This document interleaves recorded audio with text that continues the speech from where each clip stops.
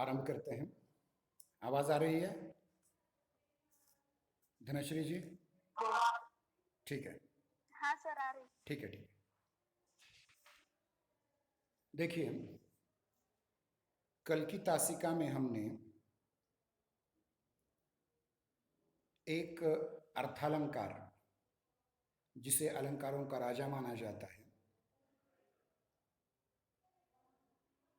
उसकी ओर आपका ध्यान आकर्षित करने का प्रयास किया था, जिसका नाम था उपमा अलंकार।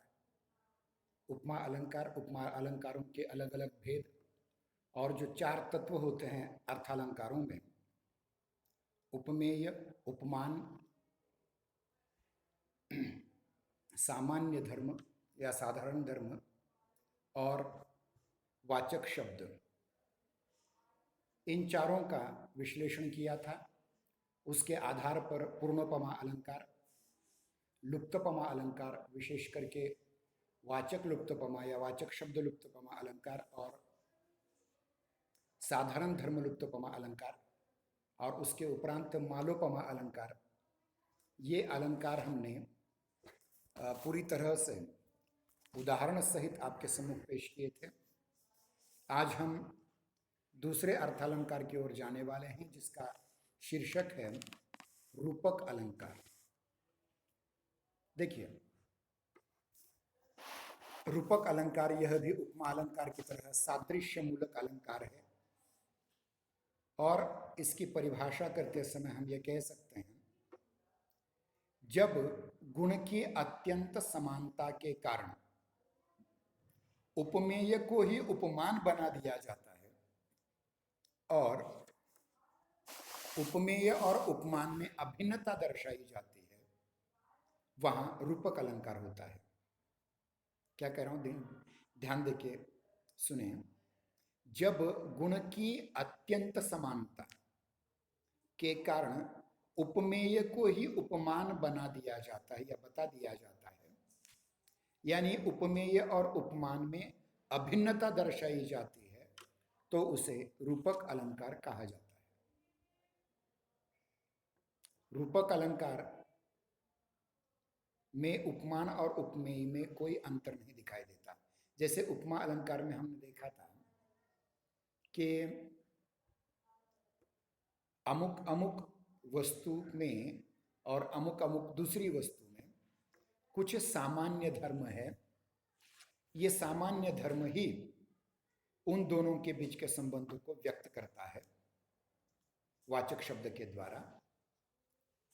तो उसमें दो चीजों में समानता दर्शाई थी, समान गुण की समानता दर्शाई थी। लेकिन रूपक अलंकार में उपमेय और उपमान में केवल समानता नहीं, अभिन्नता दर्शाई जाती है। उदाहरण के रूप में, वन शारदी चंद्रिका चादर ओढ़े, इस उदाहरण में आप देख सकते हैं कि चांद की रोशनी को चादर के समान न बताकर चादर ही बता दिया है। एक और उदाहरण यहां देखते हैं कि मुख चंद्रमा, यानी ऐसा कहा जाता है कि नायिका के उज्जवल मुख को चंद्रमा की उपमा दी जाती है, परंतु उसे ही चंद्र कहा जाए, नायिका के मुख को ही चंद्र कहा जाए, वहां उपमा अलंकार आ जाता है।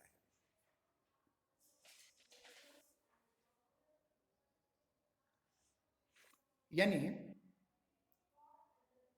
चंद्रिका उपमेय है, चादर उपमान है, परंतु उपमान को ही उपमेय कहा गया है या उपमान और उपमेय में अभिन्नता दर्शाई गई है, इसलिए यहां रूपक अलंकार होता है।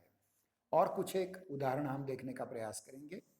जैसे संत मीराबाई का प्रसिद्ध भजन है, पायो जी मैं तो राम रखन पाए धन पायो। इसमें देखिए, राम रतन को धन बताया है, यानी राम रतन उपमेय पर धन उपमान का आरोप है, और इस आरोप में जो रूप है ना, वो रूपक अलंकार दर्शाता है।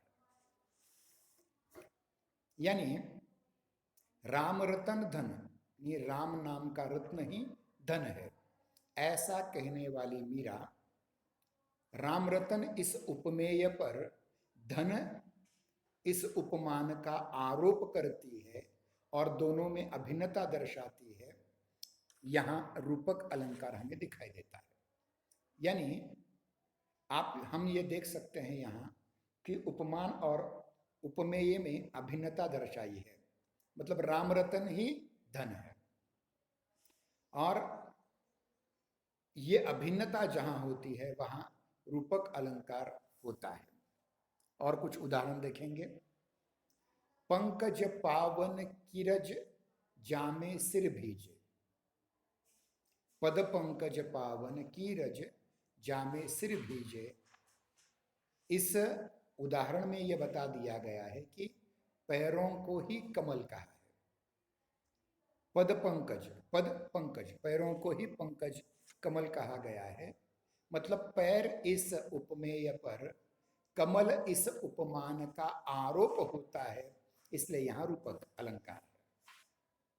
यानी उपमेय पैरों को उपमान कमल से अभिन्न दर्शाया गया है, और उपमान और उपमेय में अभिन्नता दर्शाने के कारण यहां रूपक अलंकार होता है।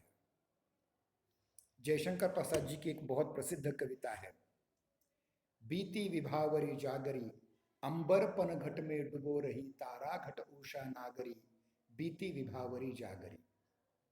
अब यहां देखिए, यहां उषा में नागरी का, नागरी मतलब यहां स्त्री, नगर में रहने वाली स्त्री है। अंबर में पनघट का और तारा में घट का निषेध रहित आरोप हुआ है, मतलब उषा ही नागरी है या नागरी ही उषा है, अंबर ही पनघट है या पनघट ही अंबर है, तारा ही घट है, घट ही तारा है। इस प्रकार से इस कविता में, जो बहुत प्रसिद्ध कविता है, उसमें आपको रूपक अलंकार दिखाई देगा। यानी आप देखें कि उपमा अलंकार के उपरांत शब्दालंकारों में सर्वाधिक प्रयुक्त होने वाला अगर कोई अलंकार है तो वह रूपक अलंकार है। उसी प्रकार एक और उदाहरण हम देखें। प्रभात यौवन है, वक्ष सर में कमल भी विकसित हुआ है कैसा। अब देखिए, यहाँ प्रभात का मतलब होता है पहाड़ या उषक काल, उसको यौवन कहा गया है, और वक्ष रूपी सर मतलब सरोवर को वक्ष कहा गया है या वक्ष को सरोवर कहा है। इस प्रकार से यहाँ यह कहा गया है कि यौवन में प्रभात का, वक्ष में सरोवर का निषेध रहित आरोप हुआ है। यहाँ हम देख सकते हैं कि प्रभात यौवन रूपी उपमेय में प्रभात रूपी उपमान का और वक्ष रूपी उपमेय में सरोवर रूपी उपमान का आरोप किया गया है या उनमें अभिन्नता दर्शाई गई है, इसलिए इसे भी रूपक अलंकार के अंतर्गत रखा जाता है। एक और बहुत महत्वपूर्ण उदाहरण जो हमने शब्द शक्ति के विवेचन में लिया था, उदित उदयगिरी मंच पर रघुवर बाल पतंग, विकसे संत सरोज सब हर्षे लोचन भृंग।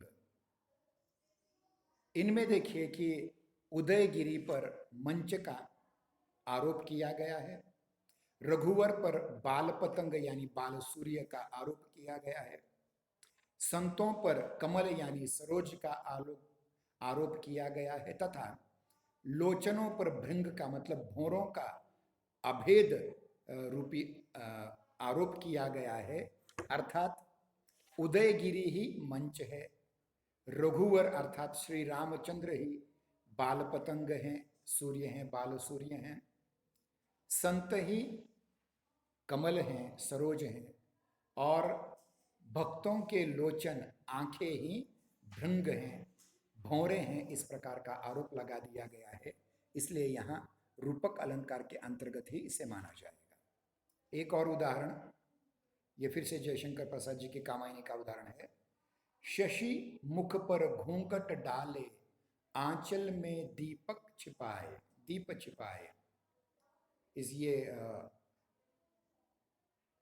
कामायनी इस महाकाव्य के लज्जा इस सर्ग में से लिया गया उदाहरण है। इसमें देखिए शशि मुख, हाँ, यानी शशि यानी चंद्रमा, जो मुख रूपी उपमेय पर आरोप किया गया है, मतलब मुख ही चंद्रमा है या चंद्रमा ही मुख है, इसलिए यहाँ रूपक अलंकार हमें दिखाई देता है। एक और उदाहरण है, मन सागर मनसा लहरी बूढ़े बहे अनेक। बूढ़े मतलब डूबे, हाँ, इस अर्थ में डूबने, डूब जाना।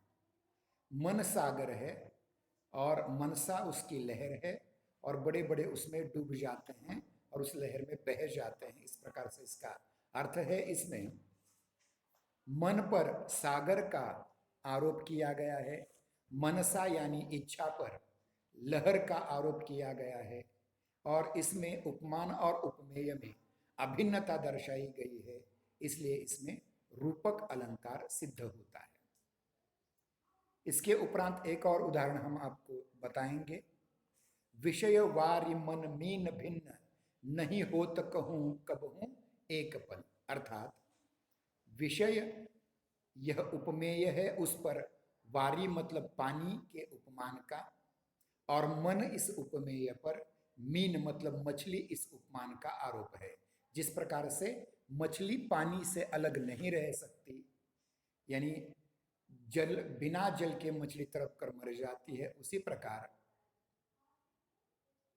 यहां विषय रूपी पानी के बिना हमारा मन भी विषय से हट करके हमारा मन तड़प कर मर जाता है। इस प्रकार से यहाँ उपमान और उपमेय में अभिन्नता दर्शाई गई है। एक और उदाहरण लेते हैं, अपलक नभ नील नयन विशाल।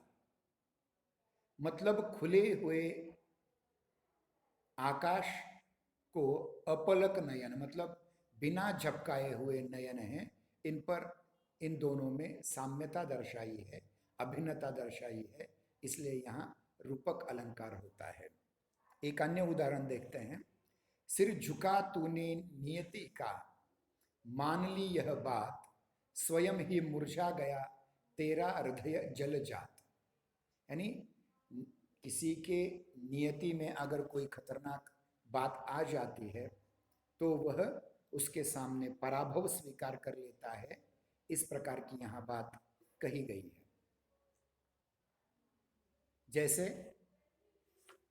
जैसे कोई कमल पानी में रहते हुए भी मुरझा जाता है, वैसे यहाँ ये कहा गया है। मतलब यहाँ देखिए, हृदय में जलजात यानी कमल, और जलजात यानी कमल का आरोप किया गया है, हृदय में कमल का आरोप किया गया है, इसलिए यहाँ रूपक अलंकार दर्शाया जाता है। एक और तुलसीदास जी के रामचरितमानस में का छोटा उदाहरण देते हैं, मुनिपद कमल बंदी दो भ्राता। विश्वामित्र मुनि के पैरों में राम और लक्ष्मण ये दोनों भ्राता झुक गए हैं, इस प्रकार की बात कही है। और यहाँ मुनि चरणों को मतलब मुनि चरण रूपी उपमेय पर कमल रूपी उपमान का आरोप किया गया है, इसलिए इसमें रूपक अलंकार सिद्ध होता है। इसी प्रकार भजमन चरण कमल अविनाशी, मतलब ईश्वर के चरण रूपी उपमेय पर कमल रूपी उपमान का आरोप किया जाता है, तो इसमें भी चरण कमल में रूपक अलंकार होता है। एक और उदाहरण, बंद नहीं अब भी चलते हैं नियति नटी के क्रियाकलाप। ये भी जयशंकर प्रसाद रचित कामायनी से उदाहरण लिया गया है कि ये जो नियति नाम की नटी है, अभिनेत्री है, जो सबको नचाती है अपने एक एक इशारे पर, उसका क्रियाकलाप कभी बंद नहीं होता, अपितु तो वह हमेशा चलता रहता है। इस प्रकार का अर्थ है यहाँ प्रकृति के कार्य व्यवहार यानी नियति के कार्य व्यवहार, इस उपमेय पर नियति नटी, नियति रूपी नटी का उपमान का आरोप किया गया है। एक और उदाहरण देखते हैं, सिंधु विहंग तरंग पंख को फड़का कर प्रतिक्षण में। यहाँ सिंधु मतलब समुद्र, इस उपमेय पर विहंग अर्थात पक्षी रूपी उपमान का आरोप किया गया है, तथा तरंग मतलब लहर, सागर की तरंग लहर पर, इस उपमेय पर पक्षी के पंख का उपमान का आरोप किया गया है, इसलिए यहाँ रूपक अलंकार होता है। तो एक बात आपने समझ ली कि उपमा अलंकार में केवल उपमेय और उपमान के समान धर्म को दर्शाया जाता है, परंतु रूपक अलंकार में उपमेय और उपमान में जो समान धर्म है उसमें दोनों की अभिन्नता दर्शाई जाती है। मतलब उपमेय और उपमान में ये जो समान धर्म है, साधारण धर्म है, इस वजह से दोनों की अभिन्नता, एक दूसरे से अलग न होने की बात को दर्शाया जाता है। यानी रूपक साहित्य में एक प्रकार का अर्थालंकार है जिसमें बहुत अधिक साम्य के आधार पर प्रस्तुत में अप्रस्तुत का आरोप किया जाता है, अर्थात उपमेय में उपमान का आरोप किया जाता है, उन दोनों के साधर्म्य का आरोप किया जाता है, और दोनों में भेदों का अभाव दर्शाते हुए उपमेय या उपमान के रूप में ही वर्णन किया जाता है। इसके अनेक भेद होते हैं, सांग रूपक, निरंग रूपक, अभेद रूपक, तद्रूप रूपक, न्यून रूपक, परंपरित रूपक, बहुत से। अब इनमें से कुछ और उदाहरण हम देखेंगे। चरण कमल बंदो हरिराई, या संतों भाई आई ज्ञान की आंधी रे। इन दोनों उदाहरणों में देखा जाए तो चरण कमल, ये बार बार तीसरी चौथी बार इसका हम उपयोग कर रहे हैं, उसकी जगह हम देखें संतों आई ज्ञान की आंधी, मतलब ज्ञान ही आंधी के रूप में आ गया है। यहाँ आंधी और ज्ञान में वेग, इस समान धर्म को एक दूसरे से अभिन्न दिखाया गया है। अर्थात जब मनुष्य को वेगवान रीति से ज्ञान प्राप्त होता है तो उसे ज्ञान की आंधी कहते हैं। हालांकि ज्ञान तो बहुत धीरे धीरे सीखने का विषय होता है, फिर भी ज्ञान की आंधी के सामने अविवेक नहीं ठहरता, इस प्रकार से संतों की बात यहाँ की गई है।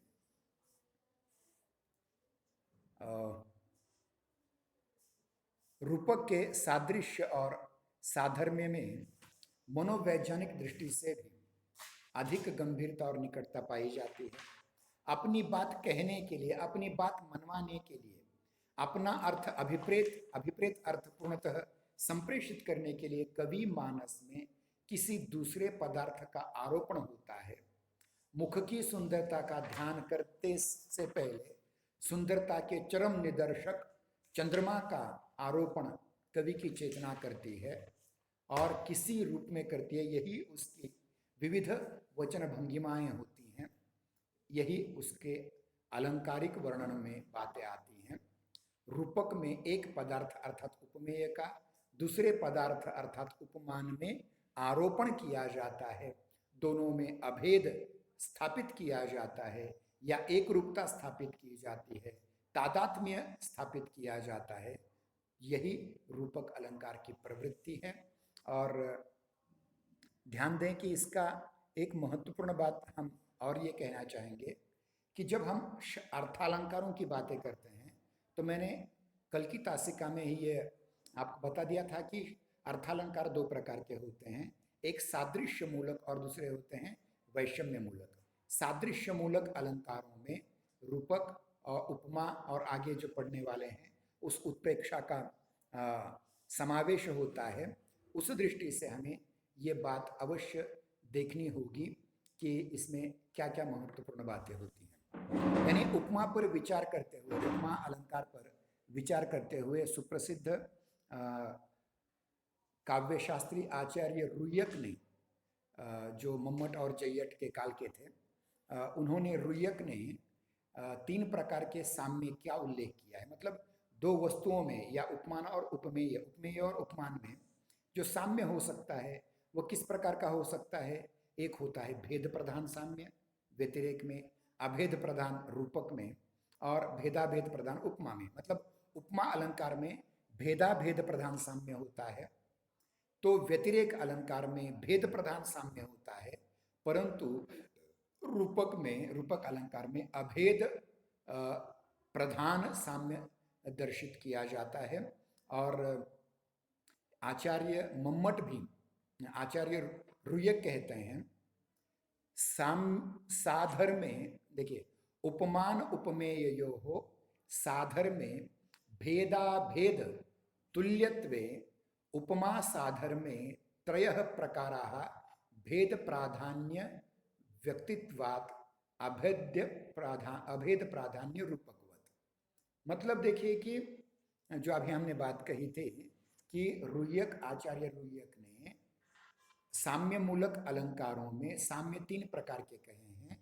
एक अभेद प्रधान, भेद प्रधान, भेदा भेद प्रधान जो होता है वो उपमा अलंकार में होता है, भेद प्रधान जो होता है वो व्यतिरेक अलंकार में होता है, और अभेद प्रधान जो होता है वो रूपक अलंकार में होता है, ऐसा जय्यट कहते हैं। और काव्य प्रकाशकार मम्मट, आचार्य मम्मट, ये कहते हैं इस अति साम्य को, यानी रूपक में जो उपमेय और उपमान में अति साम्य होता है या अभेद्य अभिन्नता होती है, उसको स्वीकार करते हुए कहते हैं तद्रूपकम भेदोपमानयो उपमानयः। इसी को स्पष्ट करते हुए आगे उस वृत्ति में कहते देखिए, अति साम्य दन अपन्न तो भेदयोर भेद। रूपक की अति साम्य की इसी प्रवृत्ति से यही निष्कर्ष निकलता है कि कवि की चेतना में कोई भी उपमान पहले रूपक की मानसिकता में ही उदित होता है। उपमा का सादृश्य तो बाद में कथन की भंगिमा के रूप में प्रकट होता है। इसीलिए उपमा के सादृश्य को भेदा भेद प्रधान साम्य कहा जाता है। उपमान की सहायता से किया गया सादृश्य विधान अधिकांशतः आकृति मूलक और कभी कभी गुणों के आधार पर भी होता है, किंतु फिर भी वह इतना प्रभावी नहीं हो पाता जितना रूपक के द्वारा रचित बिंब होता है। रूपक दो असमान तथा स्वतंत्र इकाइयों में अंतर्भूत साम्य को प्रत्यक्षकृत कहता है। इस प्रकार की गद्यात्मक या निरस समानता तुलना से आगे बढ़कर रूपक एक ऐसी तादात्म्य को उपस्थित करता है जिससे दो भिन्न पदार्थों का या दो भिन्न कार्य व्यापारों में एक समेकन, अंग्रेजी में से फ्यूजन कहा जाता है, मिश्रण कहा जाता है, वो उपस्थित होकर के एक नई छवि उभरती है जिसमें दोनों ही पदार्थों या कार्य व्यापारों की विशिष्टताएं विद्यमान रहती हैं, समाहित रहती हैं। दोनों के बीच की यह तुलना तर्कातीत होती है। मतलब देखिए कि किसी एक नायिका के मुख को देख करके उसे चंद्रमा कहना, इन दोनों में तुलना करना ये तर्कातीत होती है, लेकिन फिर भी सौंदर्य इस दोनों के उपमान को देखा जाए, इन दोनों के समान धर्म को, साधारण धर्म को देखा जाए तो फिर वह तर्काधिष्ठित भी बन जाता है। यानी जैसे आपने देखा होगा कि चांद का टुकड़ा, चंद्रमुखी, ऐसे शब्द जो आते हैं, हालांकि चांद का और एक पृथ्वी पर रहने वाले एक सामान्य लड़की के मुख का कोई तार्किक संबंध नहीं है, फिर भी उसकी सुंदरता को लेकर के ये समान धर्म लिया जाता है। और एक महत्वपूर्ण बात, अगर इसको आधुनिक पारिभाषिक शब्दावली में कह दिया है तो इसी को रूपक चेतना या मेटाफिजिकल कॉन्शियसनेस कहा जाता है। मेटाफिजिकल कॉन्शियसनेस मतलब लोकोत्तर या आधि भौतिक साम्य को यहाँ दिखाया जाता है। और इसी विभिन्न अलंकारों को के द्वारा वो प्रकाशित हो उठता है। उपमान चयन के आधार पर उपमा का औपम्य का प्रयोग कोई तो साधारण कवि भी कर सकता है, परंतु रूपकत्व का सुंदर और प्रभावी प्रयोग कोई जयशंकर प्रसाद जैसा ही महान कवि कर सकता है। तुलसीदास भी इसी प्रकार से महान कवि थे जिन्होंने रूपक अलंकार का अधिक प्रयोग किया है। देखिए, इसके पहले हमने कालिदास का नाम लिया था कि उपमा में कालिदास का साथी कोई नहीं है, सानी कोई नहीं है। उसी प्रकार रूपक अलंकार में तुलसीदास और जयशंकर प्रसाद जी का कोई अन्य सानी कवि नहीं है। इतना ही नहीं, देखिए कि रूपक चेतना जहां होती है, उस रूपक चेतना के आधार पर अन्य कुछ अलंकार भी निर्मित किए जा सकते हैं। क्योंकि रूपक चेतना, जिसको हमने मेटाफिजिकल कॉन्शियसनेस कहा था, उसके आधार पर यानी अति साम्य मूलतः रूपक के रूप में कवि के मानस में उदित होता है, किंतु अभिव्यक्ति की शैली से वह अनेक अलग अलग अलंकारों की निर्मित भी करता है। मतलब देखिए, साम्य मूलक जितने भी अलंकार हैं उनमें उपमेय, उपमान, सामान्य धर्म और वाचक शब्द के आदि, ये चार चीजें तो रहेंगी, लेकिन इसकी अतिशयता, इसकी अभिन्नता के आधार पर जो रूपक अलंकार बना है, उसकी रूपक चेतना के आधार पर भी अन्य बहुत सारे अलंकार बनते हैं, जैसे सांग रूपक, निरंग रूपक, उत्प्रेक्षा, दृष्टांत, निदर्शना, उदाहरण, प्रतीक, व्यतिरेक, अपन्नुति, संदेह, भ्रांतिमान, ये सारे के सारे अलंकार रूपक चेतना से ही निर्मित होते हैं, उद्भूत होते हैं। तो ये सब बातें हुई रूपक अलंकार की। यानी एक बात ध्यान दें, उपमा और रूपक में केवल फर्क यह है कि उपमा में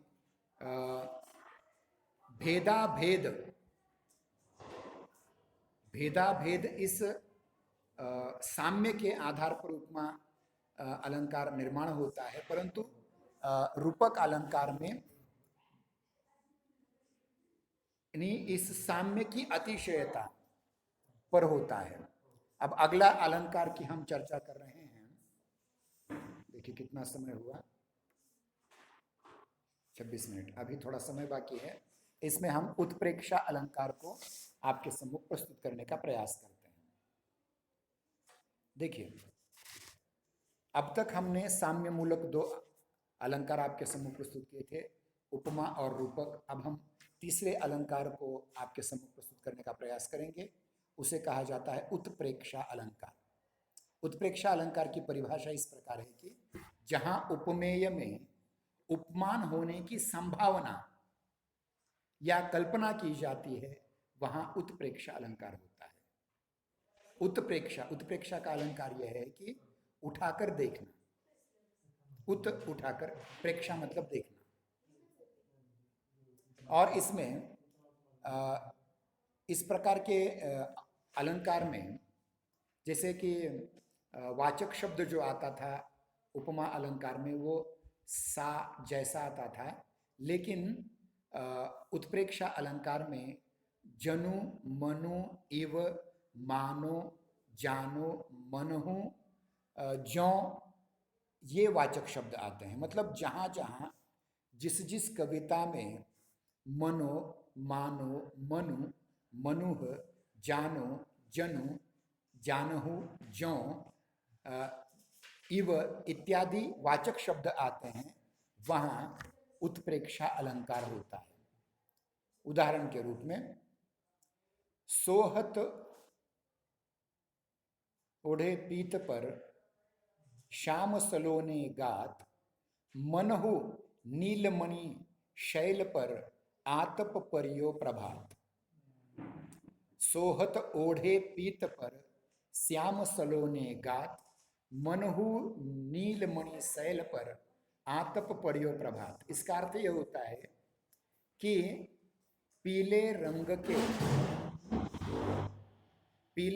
के कपड़े मतलब पीतांबर पहनने से नीले नीले सलोने श्याम गात्रों पर, श्री कृष्ण के नीले शरीर पर जब पीतांबर श्री कृष्ण पहनते हैं, तो ऐसा लगता है मानो कि नीलमणि मतलब नीले रंग के हीरे पर सुबह की पीली रंग की आभा पड़ी है। तो इसमें मनहु शब्द आया है, तो यह उत्प्रेक्षा अलंकार हुआ। उसी प्रकार एक अन्य उदाहरण हम आपके सम्मुख रखते हैं। चमचमात चंचल नयन बिच घूंघट पट छीन, मनहु सुर सरिता विचल जल उछरत जुगमीन। इसमें भी मानो सुर सरिता मतलब सरस्वती नदी या गंगा नदी कही गई है। यहाँ उसी प्रकार आ गया है कि चंचल नयन के बीच घूंघट आया है, घूंघट का पट आया है। ऐसा लगता है मानो गंगा नदी, गंगा नदी का जो जल है, पानी है, वह मछली की दोनों आंखों के सामने पर्दे के रूप में आ गया है। इस प्रकार से एक और उदाहरण, फूले कास सकल मही छाई, जनु रसा ऋतु प्रकट बुढ़ाई। या ले चला मैं तुझे कनक, जो भिक्षुक लेकर स्वर्ण झनक। मतलब किसी भिक्षुक के हाथ में सोने का पात्र भीख मांगने के लिए दिया गया हो, उसी प्रकार यहाँ सूर्यकांत त्रिपाठी निराला कहते हैं कि तू मेरी ऐसी बेटी है कि तू सोने से भी ज्यादा महत्वपूर्ण है। ऐसा लगता है किसी भिखारी के हाथ में कोई सोने का पात्र भीख मांगने के लिए दिया हो, ऐसा लग रहा है मुझ जैसे गरीब के साथ तू है। चित्रकूट जनु अचल अहेरी। अब चित्रकूट पर्वत को यहाँ क्या कहा है? अचल मतलब न हिलने वाला, अहेरी मतलब शिकारी कहा गया है। तो यहाँ जनु, जनु, मनु, ज्यो, मनो, इस प्रकार के शब्द जहाँ जहाँ आते हैं वहाँ अपने आप ही उत्प्रेक्षा अलंकार आता है। कुछ उदाहरण और, उस काल को मारे, उस काल मारे क्रोध के, तनुकांपने उसका लगा, मानो हवा के जोर से सोता हुआ सागर जगा। तो इसमें मानो शब्द आया है, तो यहाँ उत्प्रेक्षा अलंकार होता है। लट लट कानी मनुमत्त, मधुपगन माधुरी मधुर पिए। यहाँ भी मनु आ गया है, मतलब लट लट कानी मनुमत्त, तो वहाँ उत्प्रेक्षा अलंकार आता है। अरुण भय को मल चरण, भुवि चल बेते मानो। तो यहाँ मानो शब्द से उत्प्रेक्षा अलंकार है, पता चलता है। एक और उदाहरण, कहती हुई यों उत्तरा के, नेत्र जल से भर गए, हिम के कणों से पूर्ण मानो हो गए पंकज में। यहाँ मानो शब्द आया है। इतना ध्यान रखना कि उत्प्रेक्षा अलंकार वहां होता है जहां मनो, मनो, मानो, जनु, जानो या ज्यों, ये वाचक शब्द जहां आते हैं वहां अपने आप आपको उत्प्रेक्षा अलंकार दिखाई देगा। तो इस प्रकार से आज हमने एक और उदाहरण हम देखेंगे। देखिए, तव पद समता को कमल, जन जनु सेक्त एक पाई। या मानो माई धन धन अंतरदामिनी। या मनु दृग फारी, अनेक जमुन निरखत ब्रज शोभा। इस प्रकार से हमने आज दो अलंकारों को आपके सम्मुख प्रस्तुत करने का प्रयास किया है, रूपक अलंकार और अगला जिसे कहा जाता है उत्प्रेक्षा अलंकार। और इन दोनों अलंकारों के विवेचन के उपरांत हम कल और कुछ अलंकार, भ्रांतिमान, संदेह इत्यादि अलंकार आपके सम्मुख प्रस्तुत करने का प्रयास करेंगे।